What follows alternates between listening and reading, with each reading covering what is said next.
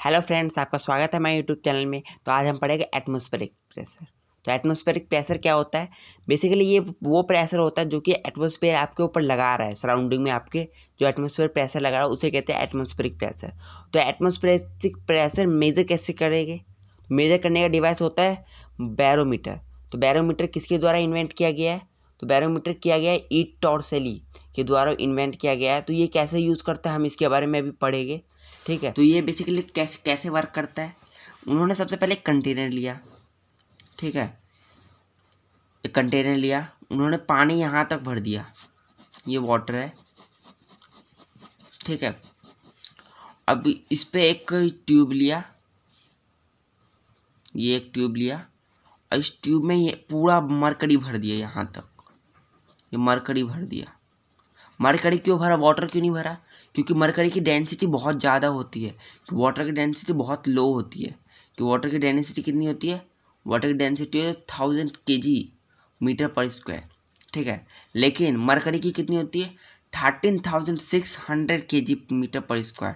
तो यानी mercury 13 point ज़्यादा है, मतलब डेंसिटी वाटर की डेंसिटी से ज़्यादा, ठीक है। इसलिए मरकरी लिया। तो अब मरकरी में बेसिकली ये क्या होता है, ये नॉन डिजेबल होता है, मतलब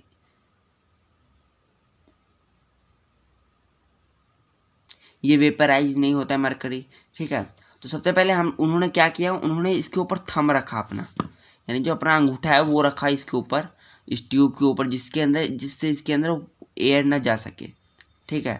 अब उन्होंने लिया और उन्होंने एयर ना जा सके पकड़ा ऊपर से थंब डाल के, और उसी को थंब को लेके नीचे पानी में रख दिया, ठीक है।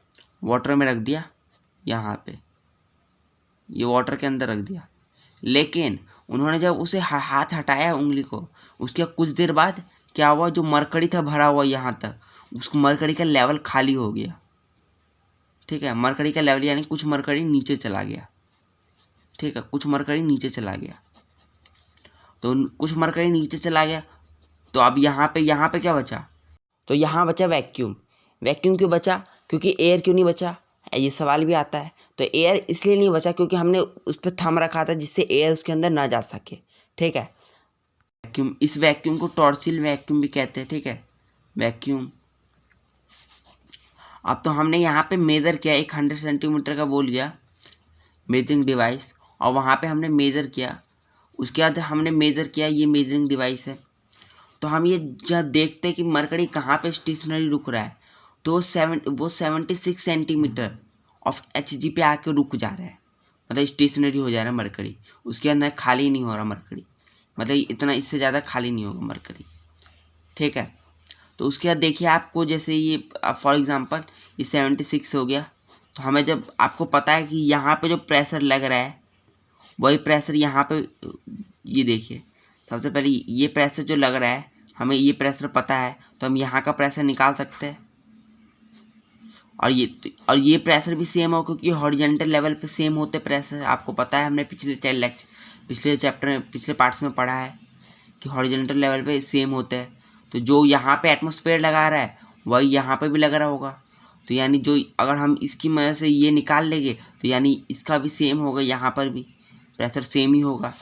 तो हम इसकी मदद से हम इसका निकालेंगे। तो यहाँ से यहाँ तक कितना, 76 सेंटीमीटर हो रहा है, ठीक है, लेवल मरकरी का। तो आपको फॉर्मूला पता ही होगा कैसे निकालते हैं। तो ये मान लीजिए हमारा P1 है और ये P2। तो P2 निकालने का फॉर्मूला क्या है? P2 equal to P1 plus H rho G, ठीक है। तो हमें ये पता है, हमारा P1 दे रखा कितना, P1 हमारा 0 होगा, क्योंकि वैक्यूम में वैक्यूम में मॉलिक्यूल्स होते हैं तो वो प्रेशर लगाएगा नहीं, तो उसका 0 होगा, तो ये P0 हो जाएगा, ठीक है। तो P2 का हमारा फॉर्मूला क्या हो गया, एच रो जी। तो मान लीजिए यहाँ पे ये हाइट हमारी हो गई 76, और उसके बाद इसी मरकरी को लेके गया पानी में, मतलब वाटर सी लेवल वाटर पे नापा गया, तो उसका हाइट कितना निकला, 76 सेंटीमीटर, ठीक है। तो इसको हम ये भी कहते हैं 76 से 1 atm प्रेशर के क्या कहते हैं, 1 atm pressure equal to 76 centimetre of mercury, ठीक है। कॉलम ऑफ मरकरी, यानी 76 सेंटीमीटर ऑफ कॉलम, यानी 76 सेंटीमीटर ऑफ कॉलम मरकरी कहते हैं, ठीक है, इसको 1 ATM प्रेशर को, ठीक है। तो हमारा हाइट मान लीजिए हाइट हमारा 76 सेंटीमीटर दे रखा है, ठीक है, हमें पता है। और ये हमारा डेंसिटी कितनी है मरकरी की डेंसिटी है 13,600, ठीक है। और ग्रेविटी हमें कितना है, ग्रेविटी हमें दे रखा होगा, ग्रेविटी 9.8 होता है, हम यहाँ 10 अप्रोक्सीमेटली 10 ले लेते हैं, ठीक है, 10 भी ले सकते हैं, हम 10 ले लिया, ठीक है। तो अब प्रेशर का फॉर्मूला कैसे निकलेगा, तो हमें हाइट दे रखा है, हाइट कितना हो गया प्रेशर का, हाइट हमें दे रखा 76 इंटू, हम यहाँ एटमॉस्फेरिक प्रेशर निकालने के लिए क्या फॉर्मूला हमें मिल गया, तो 76 हाइट हमारा दे रखा 76 सेंटीमीटर है, ठीक है। हम इसको मीटर में कन्वर्ट करेंगे तो ये पॉइंट लगा देते हैं, मीटर में कन्वर्ट हो गया। और इसको हम अब उसके बाद हमें क्या निकालना है, डेंसिटी कितनी है वाटर मरकरी की, तो वो 3600, ठीक है। और ग्रेविटी कितना हमने माना 10, ठीक है। तो हम ये हमारा फॉर्मूला निकल गया, इससे हम निकाल सकते हैं। तो इससे कितना निकलेगा, इससे हमारा परफेक्टली अगर इसको 9.8 रखेंगे तो परफेक्ट, हम इसको 9.8 रखेंगे, 9.8 रखेंगे ग्रेविटी को, तो हमारा परफेक्ट निकलेगा 1.013 इंटू 10⁵ न्यूटन पर मीटर स्क्वायर, ठीक है, यहाँ परफेक्ट निकलेगा हमारा। अगर हमने 10 दे रखा है तो 10 के हिसाब से हमारा निकल जाएगा 1.01 इंटू 10⁵ न्यूटन पर मीटर स्क्वायर, ठीक है। मतलब बेसिकली सेम ही निकलेगा अप्रोक्सीमेटली।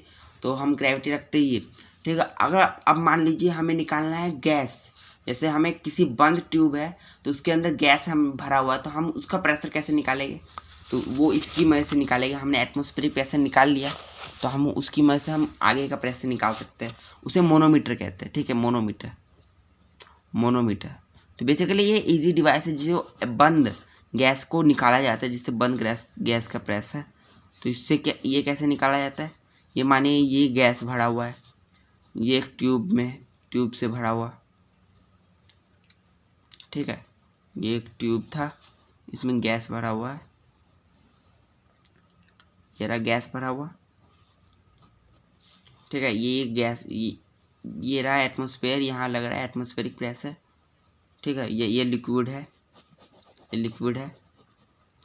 लिक्विड यहाँ तक भरा हुआ है, ठीक है। और ये अपना गैस प्रेशर लगा रहा है, क्योंकि गैस का जब प्रेशर लगा रहा है तो ये ऊपर जा नहीं पाएगा, तो गैस यहाँ पे प्रेशर लगा रहा है अपना, ठीक है।